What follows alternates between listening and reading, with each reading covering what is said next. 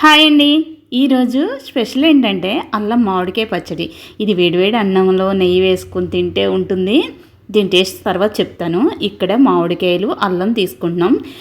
మీకు పక్కా కొలతలతో అస్సలు కళ్ళు మూసుకొని చేసేయచ్చు అనమాట. అంత సింపుల్గా మీకు చెప్తాను.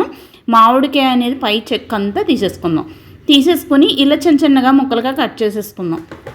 ఇవి చాలా సింపుల్ అనమాట. అంటే ఈ మామిడికాయ ముక్కలు ఎన్ని వేసుకోవాలి, నెక్స్ట్ దానికి కావాల్సిన ఇంగ్రీడియంట్స్ ఎలా అన్నది చాలా సింపుల్గా చెప్తాను. అసలు మిస్ కాకండి. దీని టేస్ట్ అనేది చాలా బాగుంటుంది. మీకు రేగవడియాలు తెలుసు కదా, రేగవడియాల టేస్ట్ ఎలా ఉంటుంది, సేమ్ అలా ఉంటుంది. చూడండి, కొలత చూపిస్తున్నాను. మామిడికాయ ముక్కలు 2 లోటాలు తీసుకుంటున్నాను.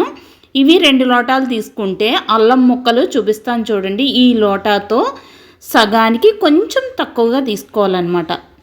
చూడండి, చూపిస్తాను. ఇలా ఇప్పుడు 2 సమానంగా తీసుకోకూడదు, ఓకేనా. ఇక్కడ ఫస్ట్ ఏం చేయాలంటే మినపప్పు అలాగే మెంతులు ఫస్ట్ వేయించండి. ఆయిల్ వేయకండి, ఆయిల్ వేయకుండా దోరగా వేయించుకోండి. ఇవి వేగిన తర్వాత జీలకర్ర కరివేపాకు వేయించేసి పక్కన పెట్టుకున్న తర్వాత దీనిలో ఆయిల్ వేసి ముందుగా మనం కట్ చేసి పెట్టుకున్న అల్లం ముక్కలు ఇవి గోల్డెన్ బ్రౌన్ కలర్ వచ్చేంత వరకు ఫ్రై చేసుకుని ఆ ప్లేట్లోనే పక్కన పెట్టేసుకుని చల్లారి పెట్టేసుకుందాం. తర్వాత మామిడికాయ ముక్కలు కొంచెం మెత్తగా వచ్చేంత వరకు చూడండి, ఇలా మెత్తగా వచ్చేంత వరకు ఫ్రై చేసేసుకున్న తర్వాత ఇవి చల్లారినాయి కదా అల్లం ముక్కలవి, అవి మిక్సీలో వేసుకొని మెత్తగా పొడి చేసేసుకుందాం.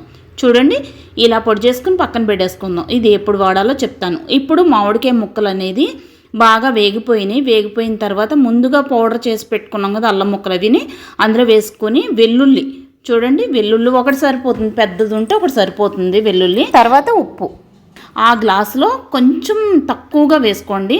తర్వాత ఆ గ్లాస్కి 2 గ్లాసులు కారం, అంటే మామిడికాయ ముక్కలు 2 లోటాలు వేసుకున్నాం కదా, సరిపడా 2 గ్లాసులు కారం. ఇప్పుడు బెల్లం వేస్తున్నాను.